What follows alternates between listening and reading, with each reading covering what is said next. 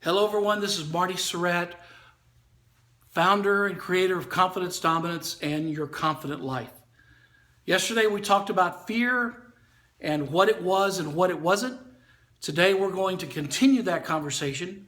And I want to remind you of what we have in common with our caveman ancestors and what we don't have in common with our caveman ancestors. What we do have in common with them is where our fear exists in our brain. So it's in the amygdala, and it's just right directly hardwired from all of the five senses. It goes straight into this walnut-sized shaped thing right in there called the amygdala. And we still have that hardwired just like the caveman did, so that it takes absolutely no time whatsoever for it to go straight from eyes, sight, skin, smell and taste, goes all the way straight through, and we get immediate feedback and we know exactly what to do. What we don't have in common is the kind of fear that they had back then.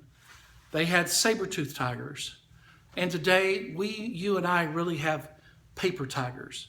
And we changed the acronym for fear yesterday to forgetting everything's all right. Forgetting everything's all right is our new acronym for fear.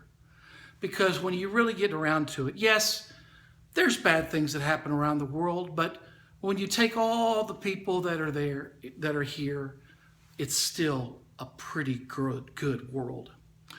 So we're going to talk today about the first of three fears, specific three fears that have to do with performance fears.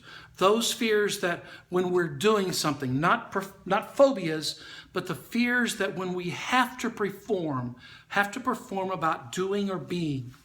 And this is about specifically in our work probably. And it's called the fear of failure. When your fear of failure is so strong, what happens so that you put on a show or you act it out so that, quote unquote, you will not fail? And what do? Well, if you have a very, very high fear of failure, you're really fearful of it, here's what you'll do. You'll do anything so that you will not fail. Now, right off the top, that sounds pretty good. In other words, it sounds like you're a sure success, doesn't it? If you will do anything so that you will not fail, that sounds like you're going to be a superhero. Well, I wish it was that easy.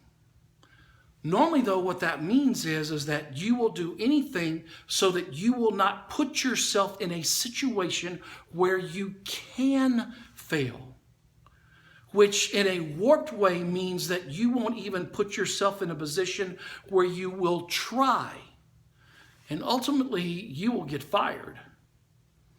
In a sales world, that means you don't try to go out on sales calls, so that you don't have the opportunity to fail. Now, yes, it is warped, but that's what happens when your fear of failure is so high that you don't even try. Didn't mean to make that rhyme, by the way. So if you have a high fear of failure, the thing that you must learn how to do is to take things in incremental steps. You must learn to just start out easy and slow and just start taking baby steps so that you can get those victories, so that then you can start taking larger steps so that the threat of failing is so small you don't mind trying that. That's the only way that you can get past that. That's the only way you can do that. And if you try that, then it will happen. But see, most of us want to shoot the three-point shots. The layup today in basketball is boring, isn't it? Because it's assumed it's going to be made. But if you have the fear of failure, and if you have the extreme fear of failure, all you need to do is layups. You don't need to try to do the fancy shots from half court. Just do the layups and do them well. I think it was Michael Jordan that said, you will miss 100% of the shots you never take. Remember this. You and I are not fighting saber tigers out there. You and I are fighting our own paper tigers. So, you and I have forgot that everything's all right. Now then, go make it a great day and go out there and live the confident life. I'll see you around tomorrow. Goodbye.